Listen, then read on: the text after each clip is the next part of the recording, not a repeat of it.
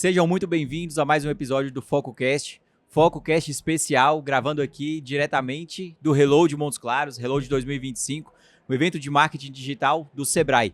Eu sou o Daniel Kennedy, CTO da Foco. Eu sou o Felipe Meirelles, CEO do Grupo Foco. Eu sou o Marcos, CMO da Foco.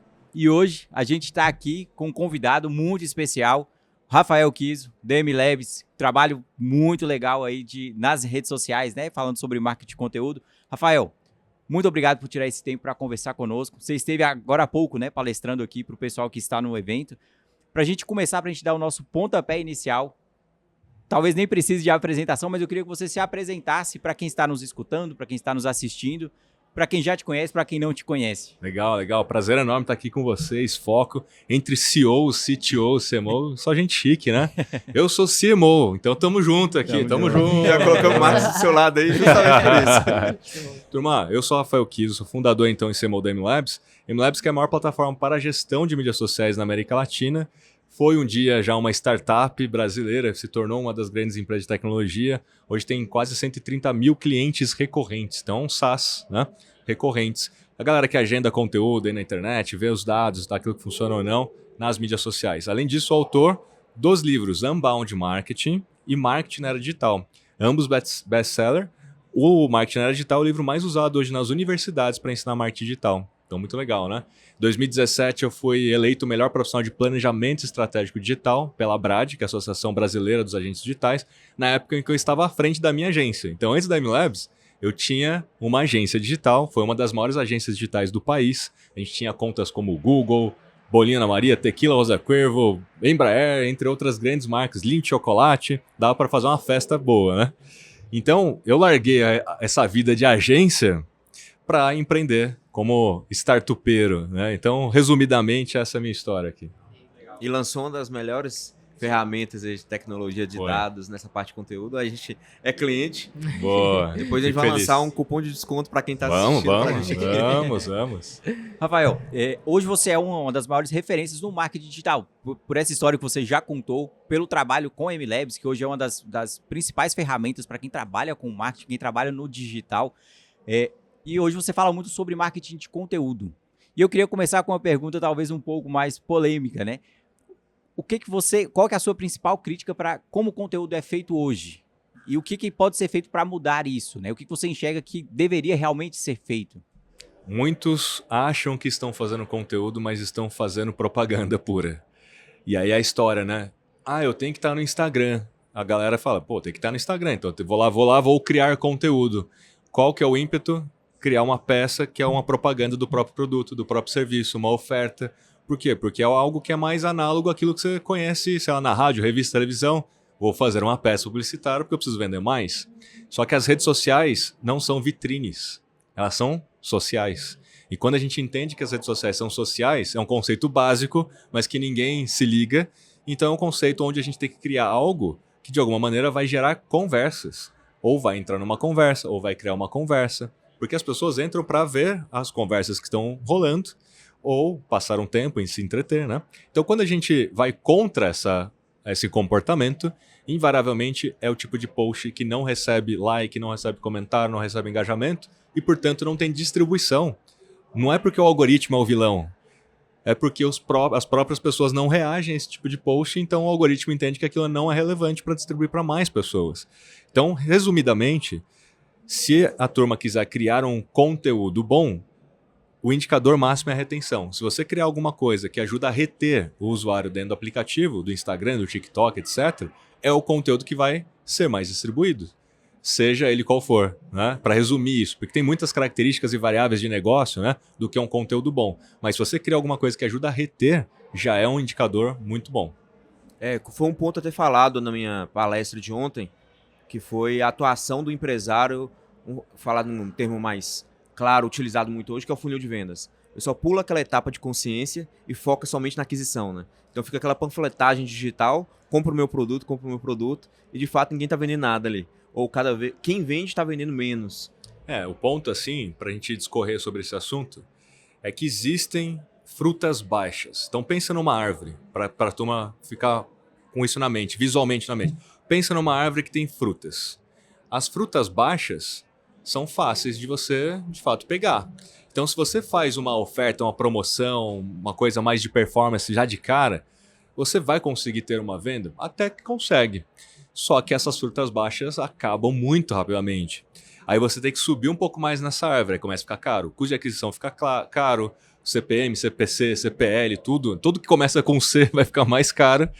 Por quê? Porque você vai ter que começar a subir mais nessa árvore, a ponto de que não dá mais para subir porque é muito caro subir nessa árvore. Aí você estaria pagando para ter leads. Só que você não tem uma outra árvore.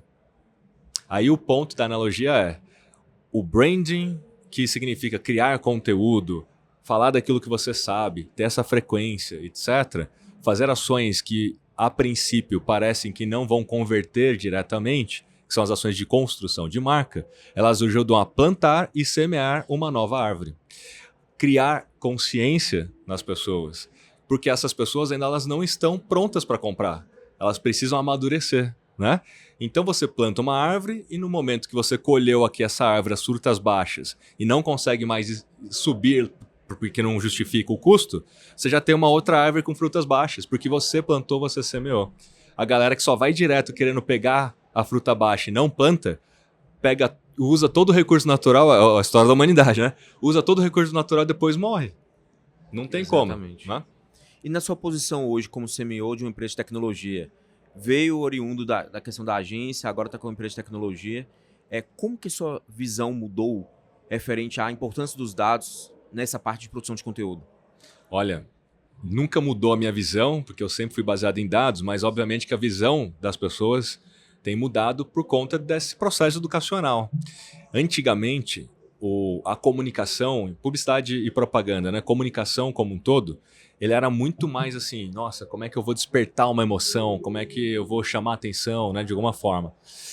E a gente tinha poucos canais, né? Tinha um rádio, revista, televisão, meia dúzia de canais de televisão, então assim, era mais fácil conseguir ter lembrança de marca, era mais fácil virar conversa na roda de amigos, porque todo mundo assistia os mesmos canais, todo mundo via as mesmas coisas. Então se você colocasse diante delas ali uma propaganda, não seria tão difícil assim gerar lembrança de marca e intenção de compra. Mas no momento que a gente tem uma proliferação de canais, a internet, obviamente, como um todo, depois as redes sociais, né? E cada vez mais agora, dentro de cada rede, tem milhões de perfis, então cada perfil é um canal, você tem atenção pulverizada. Então você não consegue mais chamar atenção e reter apenas fazendo um conteúdo assim, ou melhor, uma propaganda, né? Então, as redes sociais, elas estão forçando a gente a ser mais científico. E a gente precisa entender que não é mais só sobre arte, não é mais sobre ser um artista, uma arte, ou na época do Washington Oliveto, brilhante, obviamente, não Washington Oliveto, sou publicitário, então assim, não vou nunca falar mal dele. Mas o cara era muito criativo, aquela coisa da ideia, da brilhante ideia para ganhar Cannes. Festival de Cannes premia o quê? As melhores ideias criativas. Mas cada vez mais é sobre ciência. Então é arte e ciência. Porque se você não se baseia em dados, você pode ter a melhor ideia, a criatividade que for, mas se ninguém tá clicando, não tá convertendo, meu amigo, Tá só gerando para ganhar resultado? Cannes mesmo, porque aqui você não vai vender nada, Tá né? gerando resultado, né? Rafael, assim, você falou, né, sobre esse problema de hoje ter muita gente achando que faz um conteúdo bom, né, e ter essa real diferença. Eu quero entrar em um assunto aqui, né, porque hoje a gente vê um movimento muito grande do pessoal utilizando inteligência artificial, muitas vezes até para a produção de conteúdo também. E aí a gente tem dois cases recentes que a gente viu no mercado, né, o da Maisa Maior, por exemplo, que, pô, estourou, assim, fez um sucesso enorme, né? E em contrapartida, a gente teve também, recentemente, algumas campanhas da Latam, que foram, que o pessoal polemizou um pouco ali em cima, né? Criticou um pouco, porque estava utilizando inteligência artificial também. Como que você enxerga isso? Como que você enxerga esse futuro da inteligência artificial, né? Influenciando dentro da produção de conteúdo também? A gente tem que entender que as redes sociais, elas precisam de autenticidade, porque senão elas vão perder a essência do que é ser uma rede social. Rede social é aquela que a gente falou, né? É social, então é sobre eu conversar com você. No momento que tudo que está sendo criado é feito por um robô e o próprio perfil é um bot respondendo, então vai ser robô conversando com o robô e o humano na equação humana nessa história vai ficar de fora. Então a rede social vai perder a essência. Então, primeiro, há um hype, a gente vai ter uma inundação de conteúdos feitos por IA, porque a princípio está todo mundo usando isso como um playground, assim, cara, eu vou tipo assim, vou transportar toda a minha responsabilidade de criar um conteúdo para um robô, para uma IA, né? E não é sobre isso, né? Não é sobre automatizar o volume de conteúdo. A gente não está precisando de mais conteúdo nas redes sociais. A gente está precisando de mais conexão, mais histórias verdadeiras. Essa é a grande diferença, inclusive, entre o posicionamento do TikTok versus o Instagram. Como negócio, né? O Instagram já se posicionou. Aqui a gente quer conteúdo autêntico, feito por pessoas. Você pode usar uma inteligência artificial para pensar no roteiro do vídeo, para pensar na legenda, tá tudo bem. Mas é você que tem que aparecer no vídeo. Tipo, você que tem que aparecer na foto. Porque se você começar a criar avatares de inteligência, etc., que são esses canais dark, né? Os caras não aparece ninguém. É tudo feito por IA. É a legenda, é o vídeo, é a narração, é tudo, só para ganhar visualizações, né? Porque a turma quer ganhar por visualização dinheiro fácil. Isso o Instagram tá cortando na raiz. O próprio YouTube também começou a cortar, né? O YouTube exatamente. O YouTube Começou a passou a mudar cortar as as regras de regras monetização por causa Exato. disso. Então as redes vão se posicionando. O TikTok já não se posicionou tão bem assim. Ele, na verdade, começou até a lançar funcionalidades para você criar um avatar de IA para fingir ser um UGC dentro do sistema de anúncio. Polêmico. E eu tenho um podcast também que é o Papo Social Media, né? E eu entrevistei o diretor do TikTok, diretor de vendas, né? O Bruno Lopes. E eu fiz essa pergunta para ele. Falei assim, olha, numa era de autenticidade, né? Me parece que criar uma funcionalidade como essa, onde o UGC não é feito por uma pessoa, é feito por uma IA, não me parece ético. Então, assim, já começa assim, né? Enfim, pergunta polêmica, ficamos por ali, né? Mas o fato é, todo mundo está tateando ainda, então não tem as regras, de fato, ainda não foram definidas, né? O que é ético, o que não é ético, está sendo discutido. Mas, enfim, a autenticidade vai ser a regra do jogo. Você obrigatoriamente vai ter que apontar que o seu conteúdo foi feito por IA, como já tem lá os labels que você tem que falar foi feito por IA, e provavelmente as plataformas vão reduzir o alcance daquilo que foi feito por IA para evitar fake news, para evitar um monte de problema, né? Sim. E no seu livro você fala muito sobre contar histórias, né? E você falou isso aqui agora há pouco também, que as redes elas são sociais. Como que você enxerga, né, a importância desse contar histórias para construir comunidades, para construir uma audiência realmente fiel, né? Que eu acho que é o principal, né, para você conseguir vender de fato. Né? Olha, as histórias elas têm o poder de evocar emoções. Toda boa história te faz rir, chorar, sei lá, alguma coisa, mas desperta uma emoção. Isso já cria mais sinapses no cérebro das pessoas, o que conecta mais as pessoas no seu propósito, no seu negócio, etc.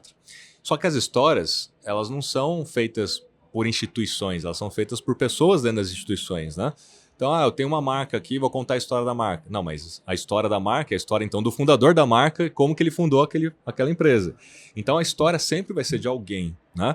Então, a ideia toda da gente criar a comunidade em torno da marca tem que posicionar os líderes ou os founders como influenciadores do próprio negócio.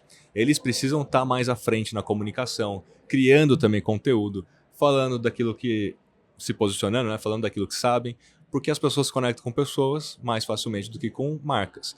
Elas vão entender mais os valores da marca através do fundador da marca.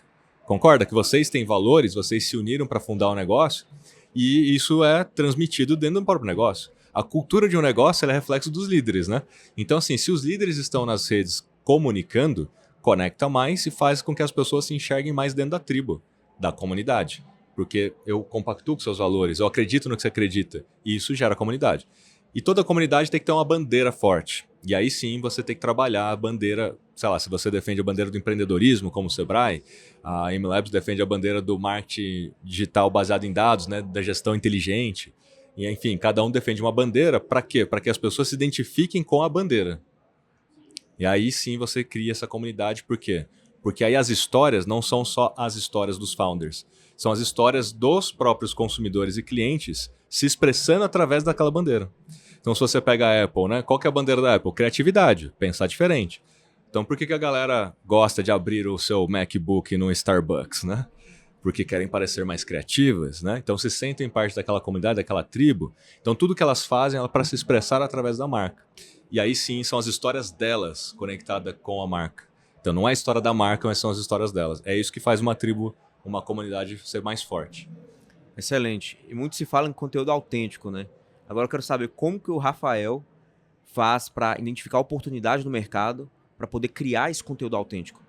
Olha, o conteúdo autêntico tem a ver com a sua verdade, então não necessariamente tem a ver com as trends. Porque quando a gente para olhar, né, putz, como é que eu entro assim numa conversa? Aí tem a ver com as trends. Agora, como que eu crio uma conversa? Aí tem a ver com a minha verdade, com o meu conhecimento. Então vamos exemplificar isso para ficar mais tangível para a turma. Então a gente estava falando de funil. Antes da última etapa, que é a conversão, tem as etapas anteriores, né? Então vamos simplificar. Descoberta e consideração são as etapas anteriores. Todo mundo precisa descobrir que você existe, depois considerar você e comprar você. Então, para descobrir que você existe, você tem que entrar em uma conversa. Não adianta você criar uma conversa nessa primeira etapa, porque ninguém vai te escutar, porque você ainda não tem... Você não tem, talvez, um nível de consideração a ponto de eu parar para te escutar, porque eu não te conheço. Agora, se eu já estou interessado no assunto, falar, já é um problema, sei lá, eu estou perdendo cabelo, estou calvo, já é um problema meu. Aí aparece alguém que eu nunca vi, mas falando, olha, 3 coisas que você precisa saber antes de fazer transplante capilar. Eu vou parar para escutar. Eu não conheço aquela pessoa, mas não importa naquele momento. O que importa é que o gancho usado entrou numa conversa existente, que é uma dúvida que eu já procuraria no ChatGPT, já procuraria no Google. E aí eu passo a descobrir, então, aquele perfil através de um conteúdo de descoberta. E aí eu começo, então, a entender, pô, essa pessoa, acabei de seguir essa pessoa, recebo mais conteúdo. E quais são esses outros conteúdos que eu recebo após eu seguir o perfil? São os conteúdos de consideração.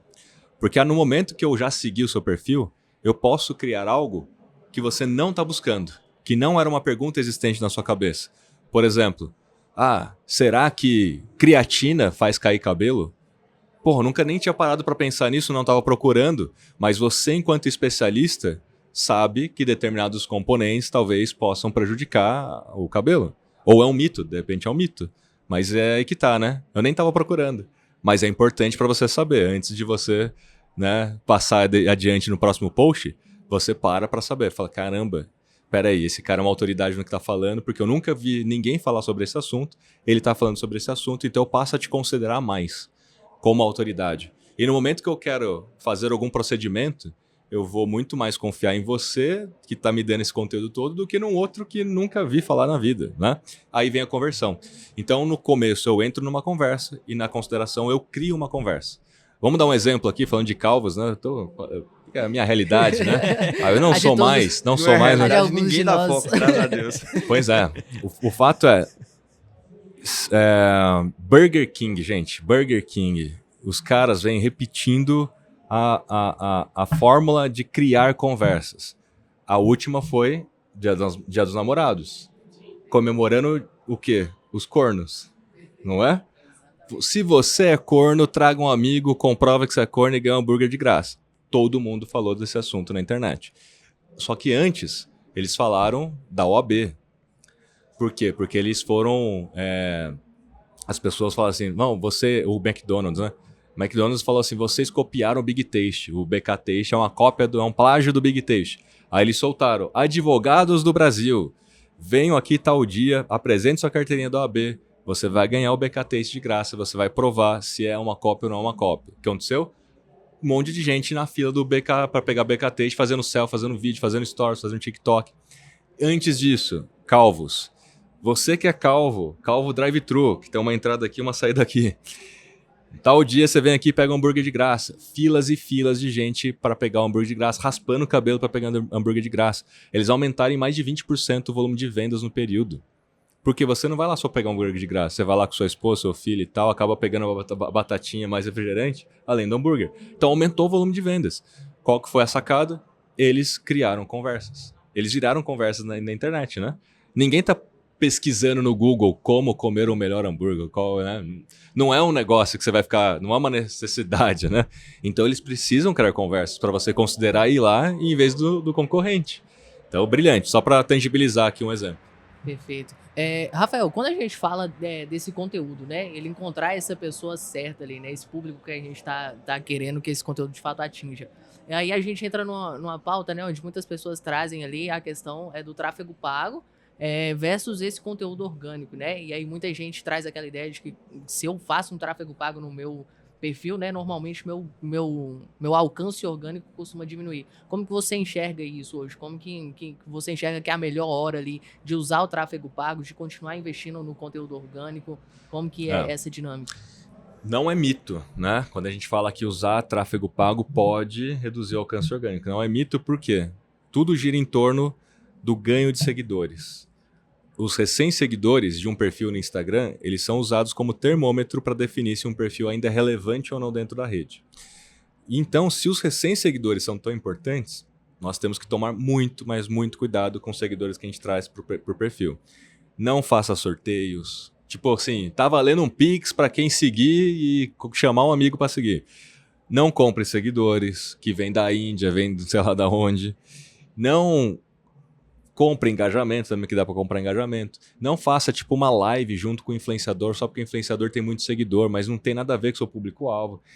E não queira viralizar a qualquer preço, porque as pessoas ficam com essa neura, não, tem que viralizar, tem que viralizar, tem que viralizar. Aí acaba fazendo o quê? Acaba criando um entretenimento puro que não tem nada a ver com o negócio, entrando, fazendo um meme, fazendo uma frase motivacional, entrando na trend do boneco de da caixinha.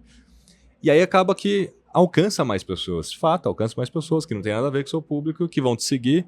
E aí amanhã, quando você falar da caneca que você tem, ninguém vai se identificar. Afinal de contas, eles não seguiram você por causa da caneca. E aí eles não dão like, não comentam, não compartilham, não dão sinais sociais de que aquilo é relevante. E aí o alcance orgânico cai. Então você deixa de ter alcance porque os recém-seguidores não interagem no seu conteúdo. E o mesmo acontece com o botão turbinar e com mídia paga. Por quê? É claro que é menos problemático do que todos esses exemplos que eu dei. O botão turbinar, invariavelmente, é usado para trazer mais seguidores. A galera usa o botão turbinar porque quer mais seguidores.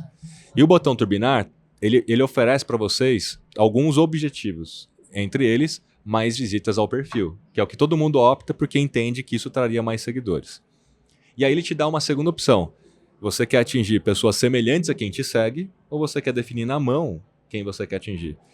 Na maioria fala, quero seguidores, perfis de pessoas que seguem, né? Eu quero atingir pessoas parecidas com quem já me segue. Dois problemas nesse ponto. Primeiro, que quando você aperta o botão terminar, ele cria uma campanha cujo objetivo é tráfego, não é engajamento. E aí ele vai achar mais pessoas, ele vai colocar o seu conteúdo diante de muita gente que não tem o hábito de engajar. 90% dos usuários não engajam. E por isso que o bolsão mais barato de CPM é de quem não engaja. Quando você opta pelo objetivo de engajamento no gerenciador de anúncios, o CPM é mais caro, porque é uma minoria. Como qualquer minoria, mais escassa, é mais caro. Então ele vai pro bolsão que é mais barato. Ele vai jogar porque você quer visita. A galera tá visitando, tá te seguindo, tá tudo certo. Só que eles não têm o hábito de engajar. Então amanhã você faz um post e a galera não engaja. Aí o alcance orgânico cai. Aí você tem uma redução ali. E aí entra no espiral negativo, por quê? Porque os recém-seguidores, como eu falei há pouco, ele é o termômetro. E ele não para só de entregar para os recém-seguidores. Como eles são os termômetros, ele para de entregar para todo mundo que te seguia antes. Vamos fazer um exemplo? Se você for decidir ir para um restaurante bacana, é o aniversário, sei lá, da sua esposa, você vai olhar as avaliações. Qual é a avaliação que vale mais, a de ontem ou de 4 anos atrás? A de ontem. É a mesma situação na rede. O seguidor recente vale mais do que o seguidor antigo. Então, se o seguidor recente não interage, ele entende que o seu perfil não é mais relevante não só para o mais recente, para todos. Então, ele para de entregar. Então, qual que é a solução? É não fazer mídia paga? Não, a gente tem que fazer. Tem que fazer até para ter previsibilidade, para ter mais vendas e ter tudo mais. Só que a gente tem que também distribuir conteúdo por engajamento. Tem que optar por usar o objetivo de engajamento no gerenciador de anúncios. E não só o objetivo de tráfego, não só o objetivo de video view, né? E agora o botão turbinar tem essa opção. A boa notícia, né? Que o botão turbinar agora tem uma quarta opção, que é um misto. Aí você tem que editar esse misto e falar para ele focar em engajamento. Assim, ele vai tentar achar pessoas que engajam mais. Você vai alcançar menos pessoas, mas ele vai também atrair mais pessoas que engajam. Você deve diminuir esse efeito colateral da redução de alcance orgânico. Então, sabendo o que você está fazendo, você pode usar a mídia paga e deve, concomitante com o orgânico, e fazer uma orquestração disso tudo, né? Sim.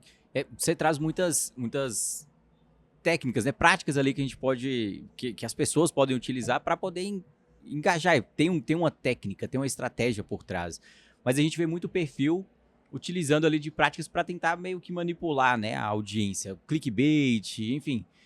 Qual que é essa linha tênue, né? Assim, você deu alguns exemplos aqui, né, de fazer lives, de fazer um sorteio, né? Assim, qual que é essa linha tênue entre a ética ali do conteúdo, né, realmente, ou de manipular essa audiência? Ó, vou dar um exemplo que fica no meio do caminho, né? Fazer vídeos curtos para para deixar ele em looping, porque em tese você aumentaria a retenção e aumentaria a entrega. Antigamente funcionava. Em vez de eu fazer um Reels de 60, fazer um Reels de 5 segundos. E ainda ter a pachorra ainda de escrever no vídeo. Conteúdo está na legenda. Por quê? Porque em 5 segundos você teve uma retenção de 100%, ele entrava em looping, contava como mais uma visualização, e a pessoa ainda ficava lendo a legenda, então ela tinha uma atenção plena. Então o Instagram distribuía muito mais, começava a bombar aquele vídeo. Eles cortaram a asinha da galera, certamente foi um brasileiro que começou isso, e aí os caras foram lá e porque a documentação do Instagram até 2023, até novembro de 2023, estava prevendo retenção de 25% para entender se um conteúdo era bom ou não. Então assim, ó, se o seu vídeo teve uma retenção de 25%, ele vai distribuir para mais pessoas. Só que estava em porcentagem. Então, fazer um vídeo de 5 segundos, eu vou reter 100%, é muito fácil. Então ele distribuía mais. Aí aconteceu o que aconteceu, os caras mudaram. Aí eles mudaram para 15 segundos, justamente para combater a galerinha espertona aí, né? Então agora, se você fizer de 5 segundos, você já está fora do jogo. Você tem que fazer no mínimo 15 e reter no mínimo 15. Então fica difícil o negócio, né? Por isso que o alcance orgânico de muita gente despencou. Que a galera ficava fazendo esses hackezinhos e tal, né? E agora não funciona mais. Então esse é um. Outro que a gente vê direto aí é sobre legendas, né? Tipo, legenda curta engaja mais. Então você faz uma legenda ali bem basiquinha e tal, né? Só que isso veio mudando. Por quê? Porque o Google passou a indexar os conteúdos do Instagram, do TikTok e tudo mais. E eles indexam o que? A legenda. Então, não é mais sobre o ser humano ser preguiçoso e ele não ler a legenda e, portanto, legenda curta engaja mais. É sobre cada vez mais a indexação. Se você digitar no Google, digita aí, as hashtags ainda funcionam no Instagram, digita no Google e você vai ver o que aparece. Vai aparecer um post meu em primeiro lugar. E o que é a resposta do Google? Que ainda funciona. E qual que é a legenda que ele está lendo para responder isso? A minha legenda do meu conteúdo. Você vai ver que o meu conteúdo é exatamente o mesmo conteúdo que ele usa na resposta. Mas não só no Google, no ChatGPT também, no Perplexity AI também. Então todos eles estão indexando já a legenda. Então não dá para usar mais só a legenda curta para tentar fazer esse hackzinho de engajamento, também não rola. O que mais que a galera faz alguma coisa assim que pode ser duvidoso, né? Automação. Até pouquíssimo tempo atrás, se você fizesse assim, digite eu quero no comentário e você vai ganhar um presente por inbox, um link. Muitos usavam esse mecanismo de automação para aumentar o engajamento, né? Afinal de contas, as pessoas vão comentar mais. E comentando mais, aumentava a taxa de engajamento, que aumentava a distribuição. Aí o Instagram agora também cortou as asinhas da galera. Falou, beleza, você está usando o ManyChat, não é um problema você usar uma ferramenta como o ManyChat, mas agora a gente vai entender que esse mecanismo é uma isca de engajamento. Então, pedir para as pessoas comentarem algo para receber de fato o conteúdo, porque assim, a pessoa não entregou nenhum conteúdo e falou, digite para receber o conteúdo, né? Aí falou, é isca de engajamento, a gente vai reduzir o alcance. E de fato eles estão reduzindo. Então sempre que você for usar automação, prefira pedir para a pessoa acionar a palavra-chave por inbox direto, respondendo no stories ou mandando no inbox direto, do que no comentário de um post. Porque isso está diminuindo o alcance orgânico por conta dos hackzinhos da galera. Enfim, deve ter mais vários aí, mas a gente vai... Pensando nesses hackzinhos, a gente vê muita gente hoje utilizando, que está sendo muito falado, né, o N8N, ou, enfim, integrando isso com IA. Qual que é o seu pensamento referente à produção de conteúdo? A gente até falou um pouco aqui a respeito. Através de inteligência artificial para dar muita escala. Olha, a gente tem que usar agentes para produzir conteúdo, não a versão final do conteúdo ser feito todo por uma inteligência artificial, que é o que a gente comentou, né? A autenticidade é muito importante. Mas sim, a gente precisa de inteligência artificial para a gente ganhar superpoderes.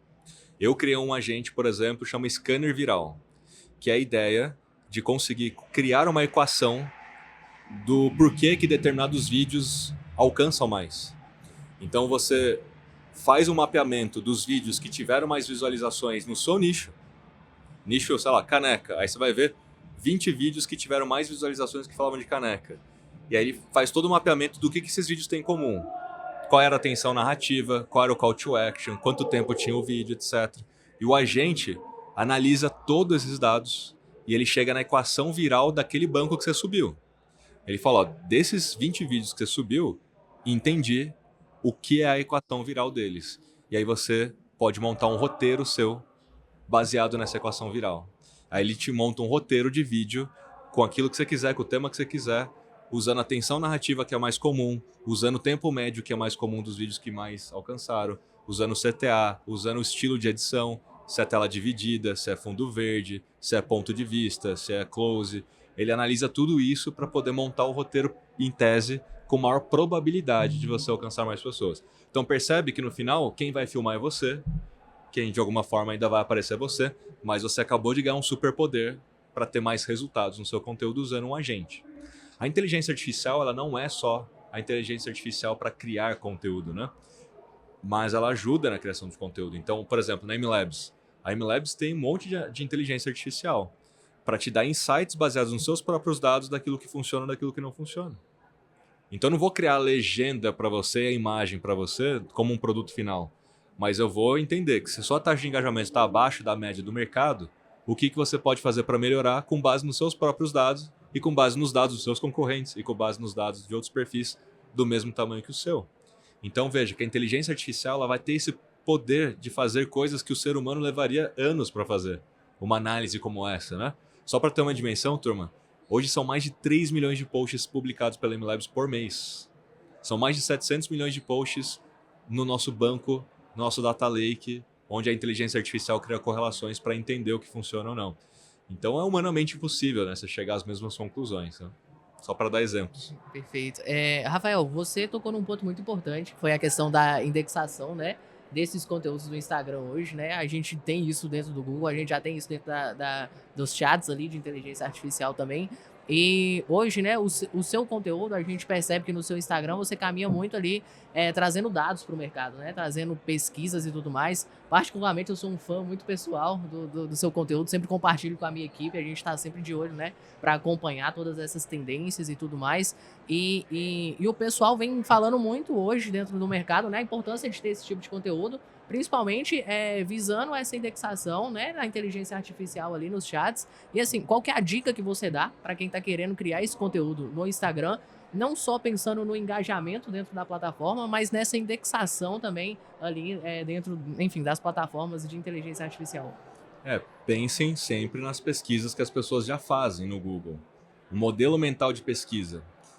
E aí você pode editar, inclusive, conteúdos antigos para poder aparecer nas pesquisas. Eu fiz esse teste, eu peguei um post de 2023 e eu mudei a legenda. E aí eu vi quanto tempo demorou para indexar no Google. E aí eu comecei a fazer as pesquisas e ele passou a indexar a legenda atualizada. Então eu posso pegar conteúdo antigo, reatualizar só para SEO, mas sempre com base em perguntas, porque as pessoas estão perguntando as coisas no Google, né? O modelo mental no Google pergunta alguma coisa, né? O fato é, tecnicamente, a primeira linha da legenda tem que ser a pergunta que a pessoa faria no Google, o segundo parágrafo tem que ser a resposta.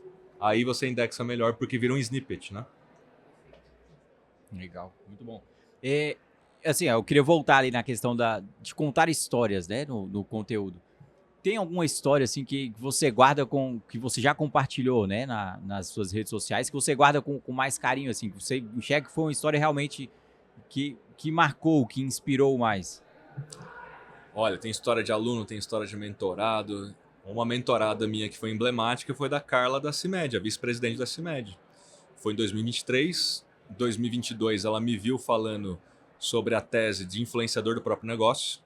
Então eu já estava ali batendo nessa tecla que era uma das melhores estratégias. Ela entra em contato comigo e fala, Kiso, eu quero que você me ajude nisso, né? E aí fiquei um ano fazendo esse trabalho junto com ela e com o time dela.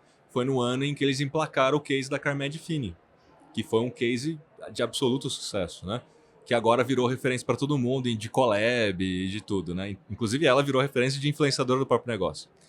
Então, para mim é muito emblemática essa história, porque mostrou para todo mundo que funciona, né? E ela virou TikToker, e ela foi para os eventos do TikTok, e o TikTok passa a contar essa história também. Venderam 40 milhões de reais em 20 dias, naquela primeira vez que ela falou do Carmed Fini no TikTok. E o Epicentro foi lá, numa editoria, que é a editoria das terças-feiras, onde ela ia na fábrica, né? E mostrava um pouco dos bastidores da fábrica, contando histórias de quem trabalha na fábrica. Porque a ideia é de histórias. Então ela executou, de fato. Ela foi lá e contou a história da pessoa lá que está na fábrica e tal, mostrou o produto sendo fabricado, fez a brincadeira lá com a turma e explodiu o negócio. E usou marketing de influência, né? Então, quando eles perceberam que o negócio estava começando a virar conversas, lembra? A gente tem que se tornar conversas. O vídeo dela, né? 1 milhão de visualizações. Aí a hashtag CarmedFini tinha ali 1 milhão de visualizações. 20 dias depois, tinha 160 milhões de visualizações na hashtag CarmedFini nos vídeos, né? Mas não era mais só no vídeo dela. Eram os vídeos de consumidores. Eu achei CarmedFini dentadura na farmácia tal. Virou uma corrida pelo tesouro e as pessoas criando conteúdo e contando as suas histórias através da marca. Virou comunidade. Porque quando as pessoas passam a se expressar através da marca e contar suas histórias através da marca, vira comunidade. Então veja que tudo que a gente falou até agora é emblemático, está ali presente, né? Se tornou conversa, é influenciador do próprio negócio, criou comunidade, fez tanto sucesso que zerou o estoque em 20 dias, tiveram que investir em produção, aumentaram a capacidade de produção das fábricas e agora não cansam de lançar novas collabs. Virou Carmed Fini, Carmed Boiadeira, com a... Como é que é o nome dela lá, da boiadeira? Como é que é o nome dela? É famosa lá, que canta sertanejo. Ana Castelo. Criou Carmed Madonna, quando a Madonna fechou no Brasil. Carmed Barbie, Carmed Snoopy, Carmed Hello Kitty, Carmed BK, do Burger King. Enfim, entenderam o jogo. Entenderam que o jogo é virar conversas, né? Então essa é uma história que foi muito emblemática como caso de sucesso, né? Que usa muitos dos elementos que a gente está falando aqui. Rafael, pensando nessa questão de que hoje, no Brasil, grande parte dos empresários tem orçamento limitado e vê-se a necessidade de criar conteúdo, constância, principalmente o proprietário do negócio está se colocando nessa criação de conteúdo também. Dá uma dica para quem tem orçamento limitado e quer de fato entrar no conteúdo autêntico, um conteúdo que vende. Olha, esse caso da Carmed não teve R$1 de investimento em mídia paga, né? Foi um conteúdo feito pela Carmed no TikTok, onde ela não tinha muitos seguidores.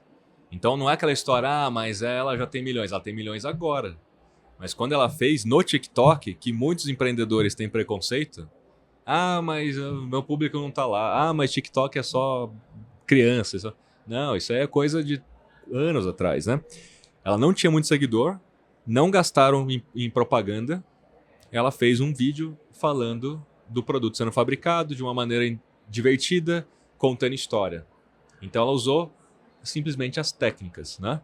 Ela não teve que ter tem que ter um investimento, tem que ser uma marca grande, nada disso.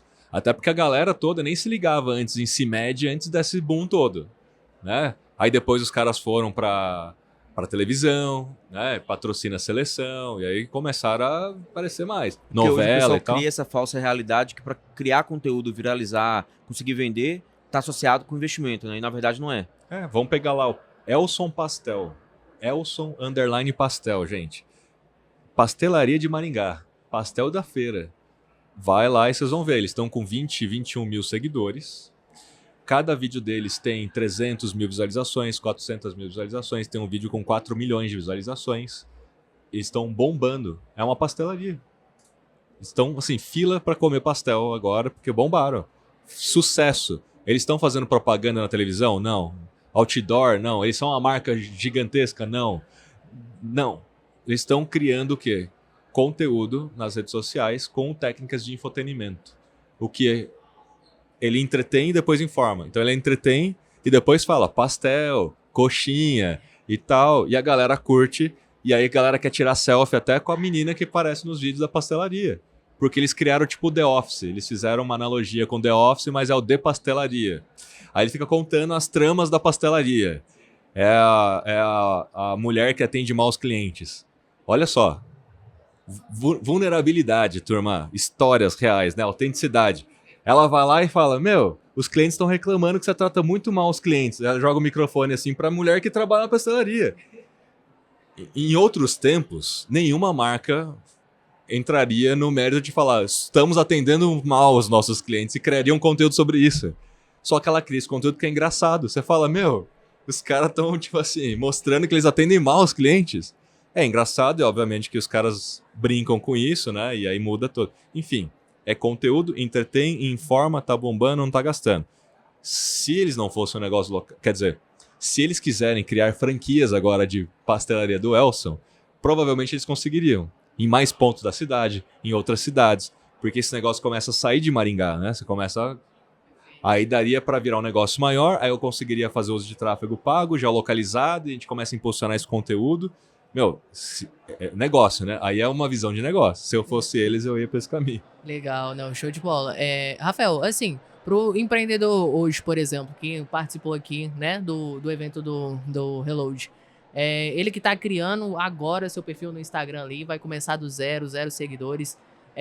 Qual que é o passo a passo, qual que é a principal dica ali do que é imprescindível para que ele tenha ali no seu perfil na hora de criar o seu conteúdo? Olha, a pergunta ela é um complemento àquilo que a gente estava conversando, né? E aí um exemplo para falar sobre isso, e que tem a ver com a história anterior, é o Netão Bom Bife, não é isso? Primeiro, ele criou uma audiência. Olha só, hein? Primeiro ele criou uma audiência. E depois que você tem uma audiência cativa, que significa que volta, que interage, que engaja. Por que ele criou uma audiência? Porque ele faz conteúdo ensinando as pessoas a fazer o churrasco. Como escolher a carne. Ele não falava daquilo que ele vendia, até porque ele não tinha nada para vender. Ele falava daquilo que ele sabia. E aí as pessoas seguiam ele. Aí no momento que ele tem uma audiência, ele lança uma casa de carnes, ele lança uma hamburgueria, virou franquia e agora tá bombando. Cria curso na internet. Aí você cria, em tese, o que você quiser. Tendo uma audiência, cria o que você quiser. A Manu City, a audiência primeiro, depois criou academia, depois criou creatina. Então, uma das dicas que você pede é o seguinte, gente. Atualmente, não tem nada mais valioso do que você ter uma audiência cativa. Porque com uma audiência cativa, você consegue criar vários produtos. Putz, não deu certo esse produto. Tá bom, mas você tem uma audiência, você pode criar outro produto. Você consegue distribuir o produto rapidamente. Validar o seu produto rapidamente. Fracassar miseravelmente rapidamente. Para poder fazer a correção, entendeu? Por ser uma audiência cativa, você tem muito mais informações sobre ela, muito mais dados também. Muito mais assertivo na hora de criar outro produto. Porque tem aquele caso que é muito falado, né, da influenciadora, com não sei quantos milhões de seguidores, ele não conseguiu vender 30 camisas. Todo mundo fala isso na internet. Mas aí no Eu caso... não entendia aí no caso, é que ela não criou uma audiência como especialista, por exemplo, em camiseta ou sei lá qual era o negócio. O Netão é especialista em carne, ele criou uma casa de carne, tem tudo a ver. Exatamente. Então você tem que vincular a audiência com o produto que você quer vender. Claro. Não adianta nada você criar uma audiência na questão de carne aí e tentar vender a camisa também, que se for uma camisa falando de carne, né? A Virgínia, que é o maior caso do momento, né? Que até na CPI falou que faturou, sei lá, quase 1 bi. Cara, Virgínia, quase 1 bi. Aí você fala, porra, 1 bi? Tem muita marca grande que não fatura 1 bi.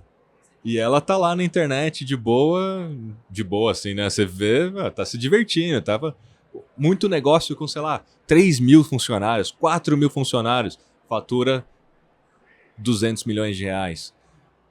Ela fatura 1 bi com, sei lá, quanto, deve ter, não sei, 20, 30 pessoas trabalhando. Então, assim, porque ela tem uma audiência, né? Tendo audiência, cara, hoje,